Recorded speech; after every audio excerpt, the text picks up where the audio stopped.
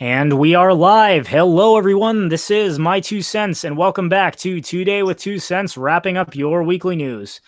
As always, there have been quite a few media bombshells dropped this week, all of which are basically nothing burgers, designed to keep the general public ignoring what's really going on in the world. But hey, it is what's in the news, so we're going to talk about it. I'm joined right now by Night Shift 10,000, the Dark Conservatarian, and Captain Pipsqueak, who I am sure all have quite a bit to contribute to the discussion. But without further ado, I think anyone who even remotely looked at their smartphone, turned on a television, or any other form of media this week knows that the biggest news story that the mainstream media was pushing was Michael Cohen, Trump's former lawyer's testimony before Congress. Of course, Cohen, a convicted perjurer who will now be heading off to prison for the next 3 years, got before Congress after first meeting with Democrats to basically apologize for how ashamed he is of ever supporting someone like President Trump. And of course, before this even happened, news outlets were running stories about how this is just like Richard Nixon and Watergate. This is the piece of evidence that will finally take Donald Trump down. Orange man bad. They keep saying that, but it doesn't ever happen. I mean, God, get with it already. Exactly. Now, I am currently taking a look, and you know what? I'll screen share it just for this, just to make this interesting. I'm looking at an article on CNN called "The 29 Most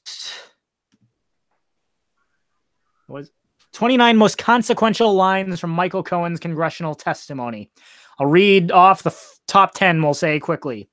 Number 1, I am ashamed because I know what Mr. Trump is. He is a racist. He is a con man. He is a cheat. Number 2, he was a presidential candidate who knew that Roger Stone was talking with Julian Assange about a WikiLeaks drop of Democratic National Committee emails. A copy of a check Mr. Trump wrote from his personal bank account after he became president to reimburse me for the hush money payments I made to cover up his affair with an adult film star and prevent damage to his campaign. Mr. Trump did not directly tell me to lie to Congress. That's not how he operates. There were at least a half a dozen times between the Iowa caucus in January 2016 and the end of June when he would ask me, how is it going in Russia, referring to the Moscow Tower project. You know what? I'm just going to cut it to the top 5 because it's going to take long even to read 10. But I will ask anyone, let's assume, again, setting aside for the fact for a moment that Michael Cohen is already a convicted perjurer, and therefore I'd say anything he says ought to be viewed as suspect. Even assuming all 5 of those statements are 100% true, what is the most charitable interpretation? I would say, at best, you can prove that Donald Trump is, generally speaking, not a morally good person. But I don't think there's really anyone who believed he was. That being said, I don't see anything about actual criminal activity that could get him impeached, or more importantly, illegal collusion with the Russian government to change the outcome of the 2016 election, which we have been told all along is what the real crime was. I don't see it. Maybe I'm missing something. Anybody else see it? No. Honestly, I wish I did. That'd be nice, but no. People like to make a big deal about how he was like having a Trump Tower built in Russia. And there was also like some story about like some Saudi princes that were like going to a hotel of his, and they were like paying a rather big, we're paying a big price to get a stay at that hotel or something like that. And I think they called that emoluments violations or something like that. But that was like, on the surface, it just looks like private business, in my opinion. And if there is such a thing as emoluments violations, that sounds like something that I would honestly want repealed. I mean, it doesn't look like anything that severe, really. You just have like, you're just doing private business dealings with people overseas. I don't see the immorality. Exactly. And again, I've said, like, the first video I ever made on my YouTube channel, which was pretty low quality, but I called it, "Why is Russian Meddling a Big Deal?" Because it seems to me there are only 2 things the Russian government could have done to legitimately make the 2016 election illegitimate.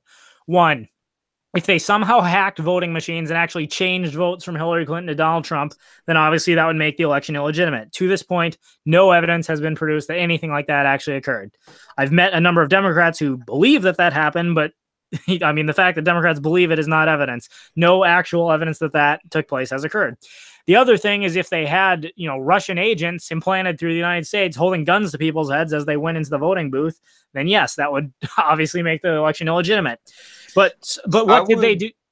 I would say if there was like some illegal donation from the Russian government to the Trump campaign, a campaign donation. Yeah, but then potentially that's campaign finance violation, but it wouldn't mean that people didn't actually vote for Donald Trump. Like in order for Donald Trump to be an illegitimate president, it would have to be the case that the people who voted for him didn't really vote for him in some sense. Now, I guess the argument that I would say is that there should be some punishment, but doesn't mean that he should necessarily be impeached for that. Then, at the least. Wait. Wouldn't the campaign finance from Russia just be like a legitimate financial donation? Isn't that just like a business donation to a politician? Well, it would be against U.S. law to accept a donation from a foreign government on behalf of a political campaign.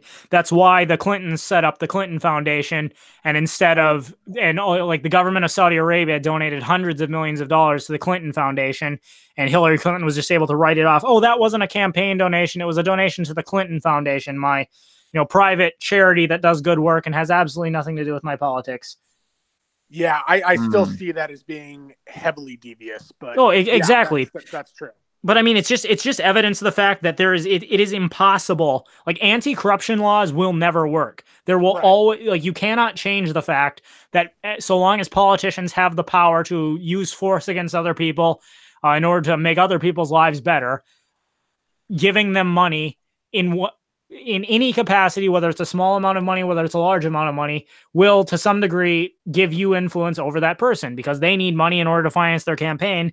And if they don't do what the people who donate to them want them to do, they're not going to keep those donors in the future. So no matter how hard you try to pass anti-corruption laws, anti-campaign finance laws, whatever you have them, nothing can stop political corruption except taking away power from politicians. I also want to read something from the live chat here. A guy named Hunter Chopin in the live chat, if I'm pronouncing that right, says, Bernie got money from the Australian Socialist Party. Fun fact. And Conservative Californian says that I look like Neo from The Matrix, which thank you, California Conservative. Anyways, finishing my original point, though, even if it is the case, suppose the Russians ran an online information campaign to spread false information that influenced American voters to vote for Donald Trump. Okay, even if that's true, does that mean that those voters didn't actually vote for Donald Trump? I mean, okay, they voted on the basis of false information. So what? Politicians spread false information about their opposition all the time to change the outcome of the election. It doesn't actually mean that he wasn't actually elected. But again, we've been, ever since Trump took office, like every week the media runs a story about how any day now information is going to come out that will take Donald Trump down, and yet it never happens. Do I believe that Donald Trump has probably done something illegal in his career? Yeah, I don't think you get to be where a person like Donald Trump is without doing something illegal. And I mean, I seriously doubt there's ever a president. No, I don't doubt. I am absolutely certain that every president who has ever sat in the White House has done something illegal at some point in their career. Is it enough to actually get him impeached? I would say no.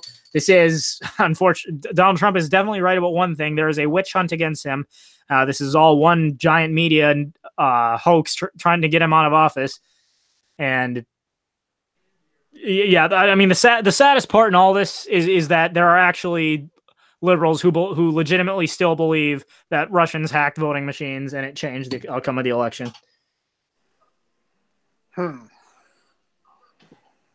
Okay. Yeah. Anyways, Michael Cohen's testimony, even if you take everything he said as 100% true, it doesn't prove Donald Trump is an illegitimate president or even a criminal that can be impeached from office. It proves that he, behind closed doors, says racist, homophobic things.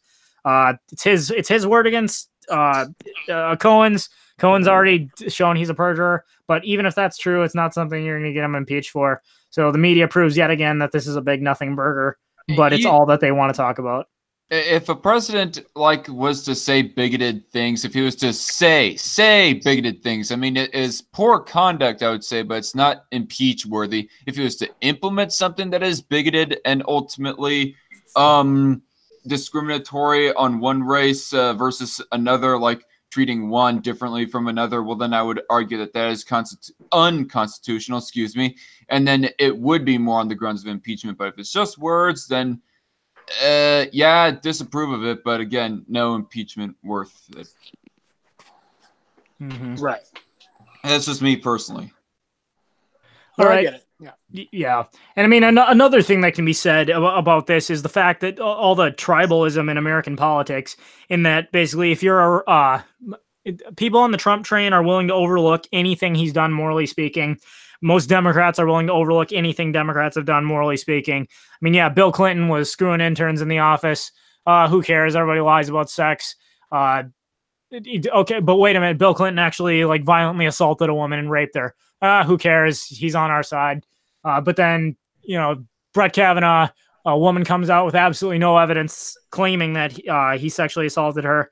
Oh, the man deserves to go to prison for the rest of his life, even though there's no evidence. But then Lieutenant Governor from Virginia, exact same allegation, except there's at least a little bit more evidence to support this woman's story. Nobody really cares because he's a Democrat and he's on our side.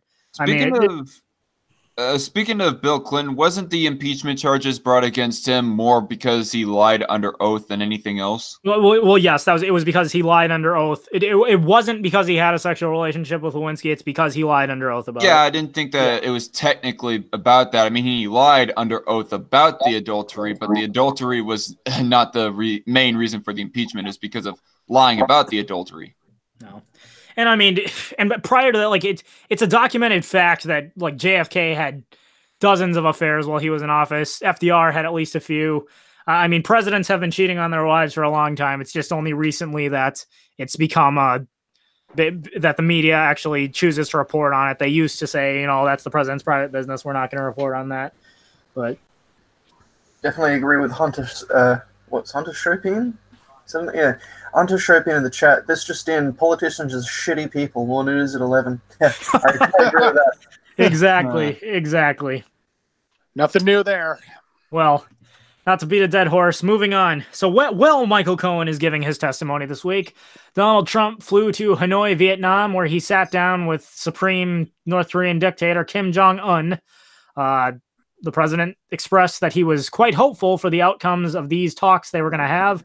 Of course, the U.S.'s goal being denuclearization and the North Koreans' goal being lifting of economic sanctions against them. There were 2 days of talks, which ended with both of them walking away, nothing resolved. Donald Trump saying, quote, "Sometimes you just have to walk." Well, as much as, of course, the media want to use in its epic quest of Orange Man bad stories, this is yet another example of how Donald Trump is just a failure as a human being. However, I have to ask, did anyone really believe that North Korea had any intentions of giving up their nuclear weapons? Well, No. Yeah, denuclearization was a farce all along. I mean, that wasn't even what they were agreeing upon, supposedly, that they would give up their nukes. They were just agreeing to, like, stop testing of their nukes. Right. Well, allegedly what the U.S. wants is for them to give up their nukes. The North Koreans are like, okay, we'll stop testing our nukes, but you've got to pull all your troops out of South Korea. I've pretty much stopped paying attention to the whole North Korea thing for a while now, for a few months. But yeah, I've read up a little bit about what the denuclearization quote unquote thing was supposed to be about. Well, and here's the question: does South Korea actually even need our help anymore? I mean, because literally, including their reserve force, they have like 2.8 million soldiers in South Korea, don't they? Yes, I guess the question would be, could the South Korean military defeat the North Korean military in a one-on-one war? Probably. But with the North Koreans still at least nominally backed by the Chinese, the U.S. And I guess what to say with all that's going on here. And as I've said before, if you want to understand, like, different countries can put out whatever narrative they want about why we're doing this or that thing. If you want to understand why a nation gets involved in another nation's affairs, you have to step back and ask the question, who stands to benefit the most based on whatever outcome takes place. Now, obviously, nations, like people, act in their own self-interest. The only difference being that governments, have the perceived legitimacy to use force, so they tend to be able to do a little bit more to achieve their self-interest. Well, what does Kim Jong-un want? Well, obviously, he wants to maintain, nominally speaking, he wants to control the entire Korean peninsula, but he's smart enough to realize that that's not, if he initiates a war against the South, it's not going to end well for him. The Chinese won't come to his aid. What he needs is for the greatest threat to him is his own people, his starving people, realizing he's not really a god, his own army ceasing to support him and turning on. The moment he can't feed his own army and his army turns on him, he's done for. So he's essentially got to keep his insiders well fed. He's got to keep his own people in the dark, believing he's a god. And he's got to keep every other nation on earth believing he's ready to use a nuke at a moment's notice, so that they are deterred from actually using any kind of military force against him, lest he actually set off a nuke in South Korea. Why did the Chinese support North Korea? It doesn't really make a lot of sense. And technically speaking, I would say the Chinese probably don't support North Korea per se. What they know is that if North Korea collapses, a bunch of North Korean immigrants flooding over the Chinese border isn't exactly going to do well economically for them, speaking, especially given the kind of economy they have.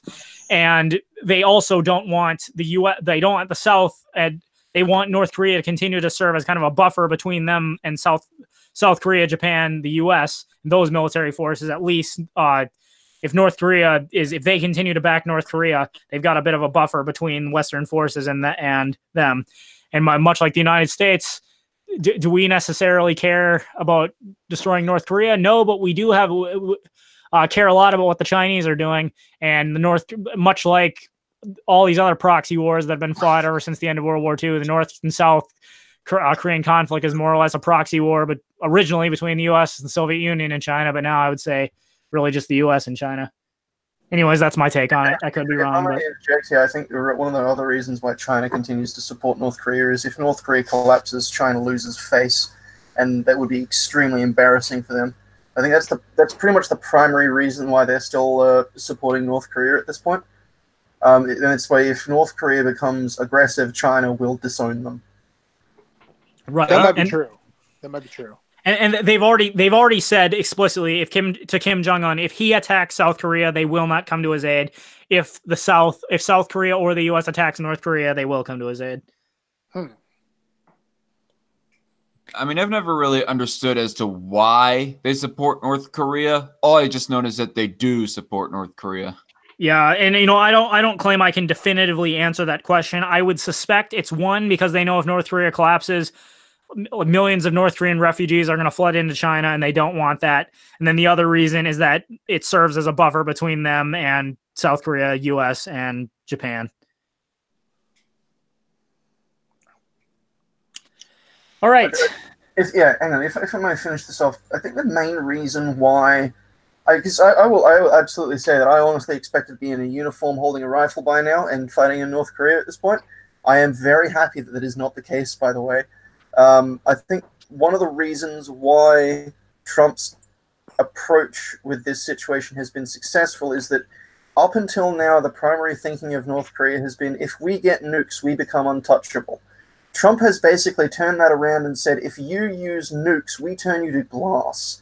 And so it's essentially forced North Korea to rethink what their approach to this is. And honestly, they might actually no longer see military conquest as a viable option to reunite the peninsula, which is probably a good thing. They might try something else. I don't know how it's going to go down, but it would probably be really good. So far, we haven't had any nuclear tests. We haven't had any missile tests. The entire peninsula has sheathed their sabers, basically. We haven't had any saber rattling in a year and a half. As far as I'm concerned, that's a very good thing. Well, here's what confuses me the most. South Korea does not have any nuclear capabilities whatsoever. It does not own nuclear weapons. It has not developed nuclear weapons. And having a neighbor like North Korea that is so willing to nuke someone else, it puzzles me as to why South Korea would not actually invest in something like that. because it's more like mutually assured destruction from the South Koreans too, but they don't have that. I think one, because South Korea really just wants to be left the fuck alone at this point, and two, South Korea knows that they have US carrier groups backing them up, and if North Korea goes on an offensive war, their air force is dead in 7 hours, basically. Well, probably, yes. Even without US Air Force, I think the South Korean Air Force could probably beat the North Korean Air Force in a week. And the primary delivery mechanism for North Korean nukes at this point, because they don't really have any ballistic missile capability that's reliable, is bombers. If you can't get the bombers in the air, they can't use their nukes. And they think that's what South Korea is relying upon at this point, which is why they haven't really created any ballistic missile capacity of their own, because they believe they don't need it. Huh. And they think it would piss off the US, and they don't really want to do that. Speaking of nuclear war, have any of you guys heard about this recent conflict between Pakistan and India? Okay, that was something I was actually going to mention. Yes, this is a news story that, as I said, it's clear what the media wants you to be focusing on, even though it seems rather much bigger deal that Pakistan and India are on the brink of warfare over the disputed Kashmir region, I believe it's called. I think that's what I read it was. I read from express.co.uk about the story. Yeah. Mm-hmm. Now, I will be the first to admit I am not an expert on that conflict. I've only really done some cursory research in the past 24 hours, so I can't comment on it in detail. But as I understand it, in Indian war, there was a suicide bombing from the Pakistani side, which India responded to, which resulted in an Indian warplane being shot down. And since then, there have been several skirmishes between Indian and Pakistani forces, or at the very least, pro-Indian, pro-Pakistani militias in the disputed Kashmir region. Both Pakistan and India have formally claimed that the entire region belongs to them, but it is de facto divided into different regions that are controlled by the Indians or the Pakistanis, respectively. And there have been at least 3 wars since 1947 for control of the region.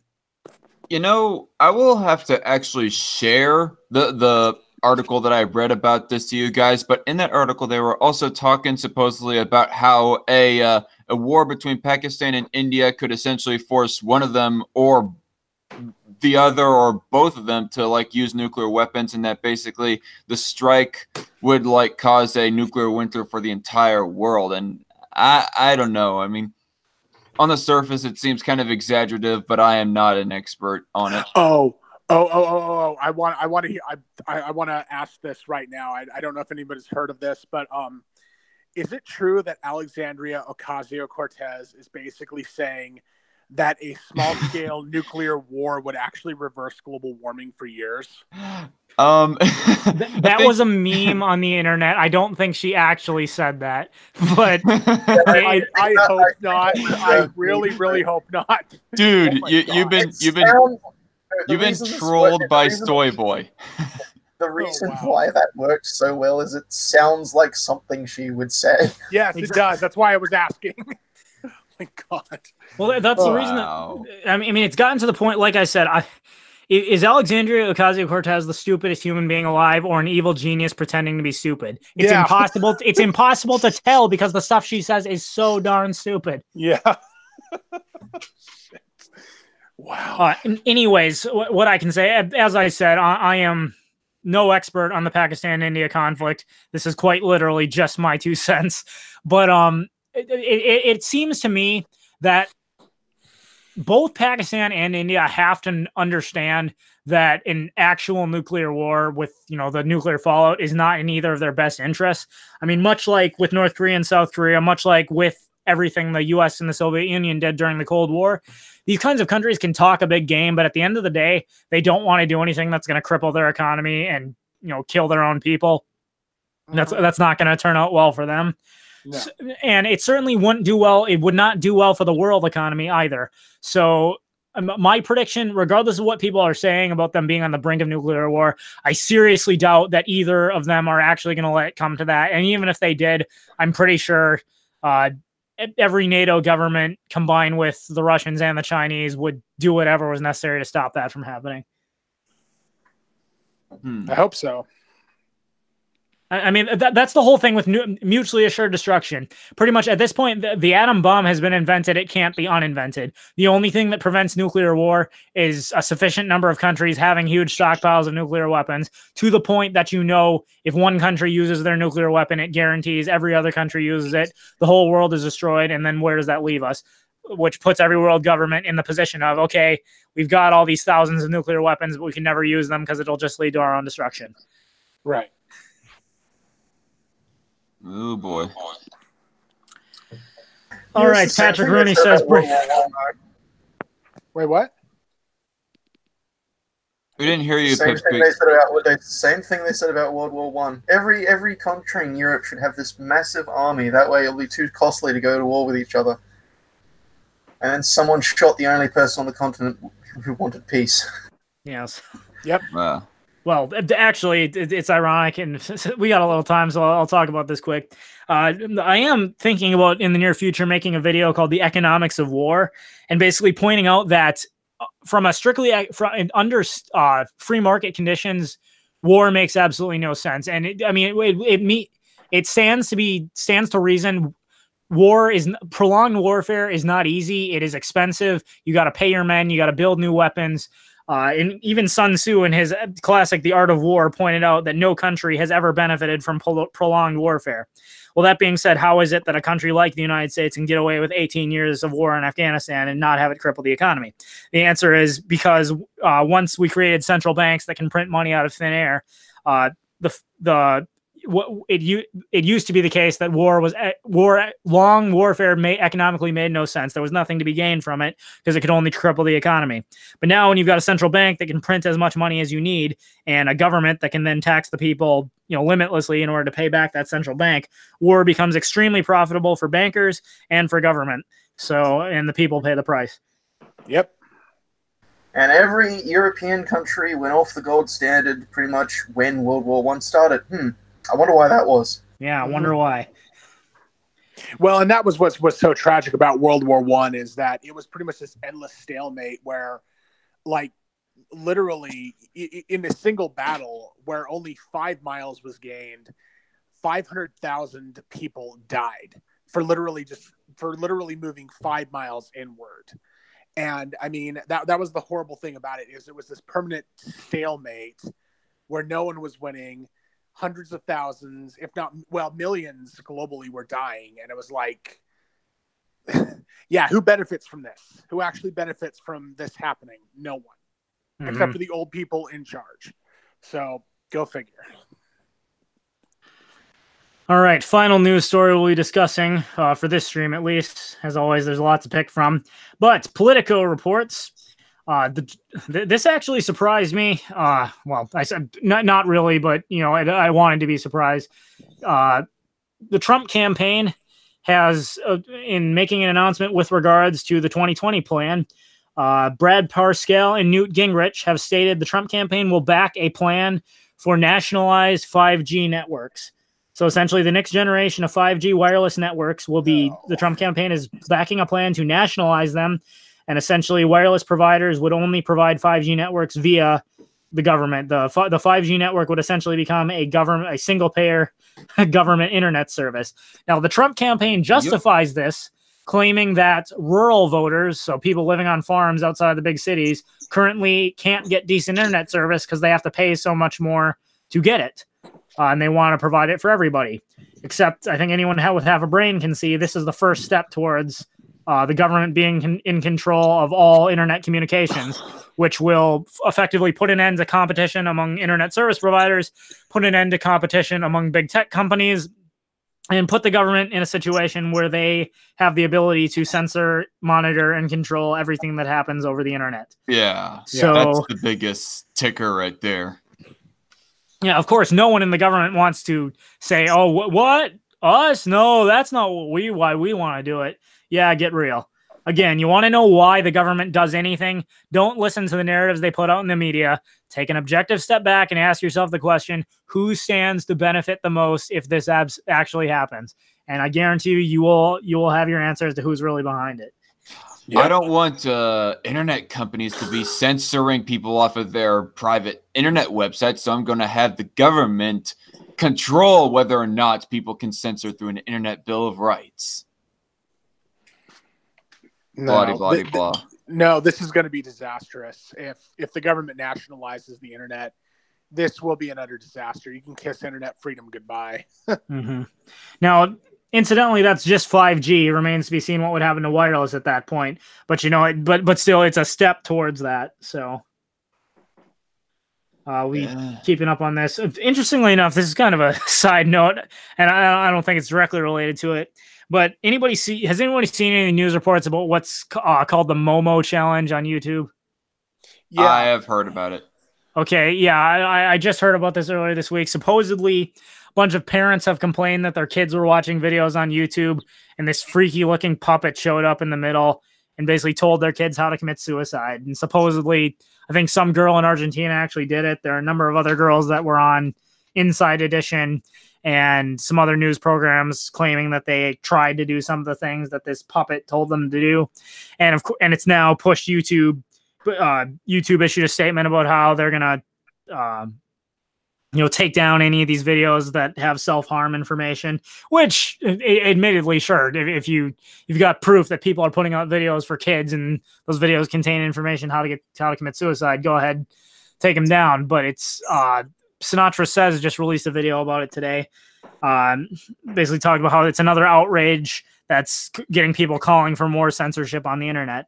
When, of course, the real issue here, as horrifying as I would say, if there really are people who are putting out children's videos trying to get children to commit suicide, you're a piece of human garbage. But still, parents ought to be monitoring what their kids are watching on the internet. You should not be letting your 5-year-old get on your computer and get on YouTube and watch whatever he wants, because he's going to find some screwed up crap. Well, that's going to fuel some creepypasta stories too, because there's already been a bunch of them about Momo, and if they get any inkling that anything's really happening there, well, and if anything's really happening there, I mean then get on that and control that, please, because that's just something we don't need. But yeah.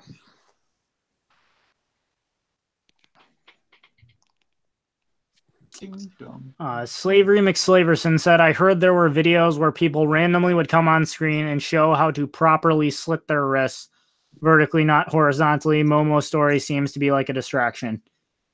Oh, no. Okay. Well, in that case, yeah, you can claim that with, well, there's a bunch of them, because there was even one where, like a video of Filthy Frank. Has anyone heard of him? Filthy Frank. Sounds familiar, but I don't know. No, he was literally, he like makes these little troll segment things, and he was actually trolling even by kind of showing how to actually, to successfully slit your wrists, but it was actually meant to be like a joke or something like that. So, God, you could do that with any of these videos. You could claim that at least. Mm-hmm. All right. Well, anybody have any closing comments, or shall we move on to the Weekly Hottie? Weekly Hottie. All right. Somebody give me a drum roll. All right. This week's Weekly Hottie is Kendra Young, not to be confused with Kendra Rowe, who was a previous Weekly Hottie. Recently discovered Kendra Young. She did a bralette haul this week, and looking pretty good. So without further ado, let me just check, make sure my screen share is working. Is my screen share working? Okay, yeah, it looks like it to me. All right. Yep, it is. All right, without further ado, let me get my music queued up here. Kendra Young.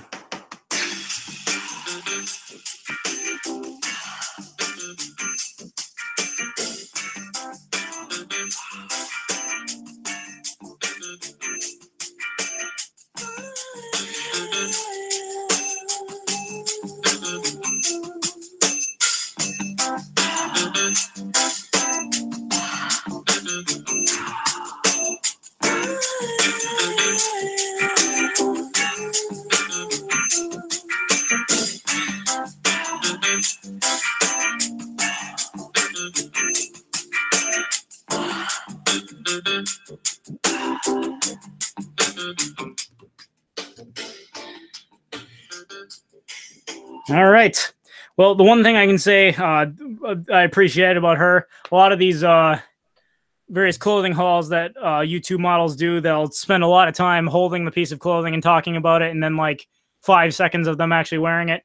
She at least went through the process of stitching the footage together where she's modeling it on one side while simultaneously talking about the item of clothing.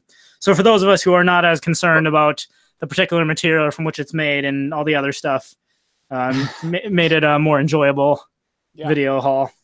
But by the way, I gotta say, she's cute and she's thicker than the typical hottie that you've been presenting. But I have to agree with Kurt Gestov in the live chat that the last week's was better. But maybe that's because I'm a bit biased. All right. Well, everyone is entitled to their own opinion. I see Pacna Sesam says. Okay, then, Big Lebowski. No, I'm kidding. I see that Pacna Sesam. Man, nothing's fucked. Come on. Pacna Sesam says it's the cringiest portion of the show.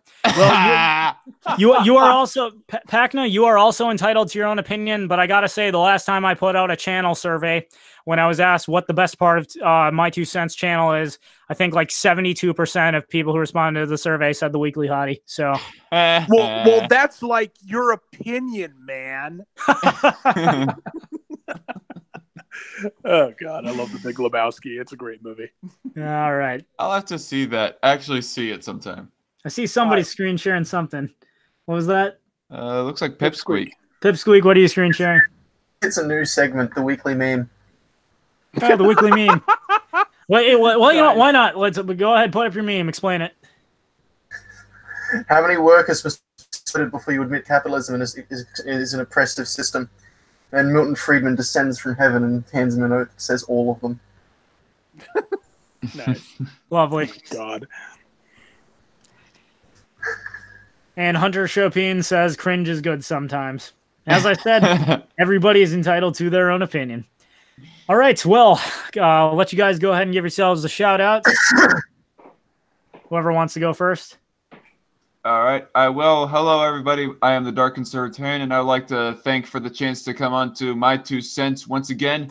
And also, I want to announce that tomorrow I will be doing my own news show called Strike Force News, and going to be talking about how some conservatives want to abort the gays.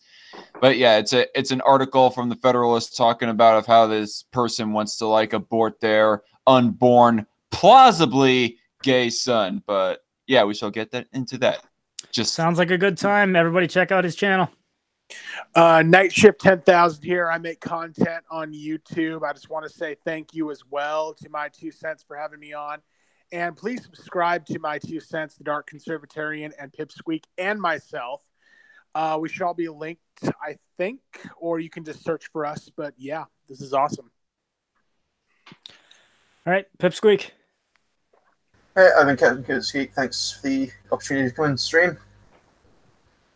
All right, and thank you everybody for watching. We'll be back next week to see what latest media bombshell that is going to be the death of Donald Trump is being pressed by the media this week. Because like I said, I don't know exactly what's going to be in the news headlines this week, but I guarantee you the #1 story is going to be something to the effect of, this is the end of Donald Trump. And it is my prediction that he will still be in the White House come the 2020 election. As always, I could be wrong, but hey, so far we've been told, ever since the moment he took the White House, we've been told every week that this is the week where it's all going to fall apart for him. Anyways, thanks for watching. And as always, that is my 2 cents. So take it for what it's worth.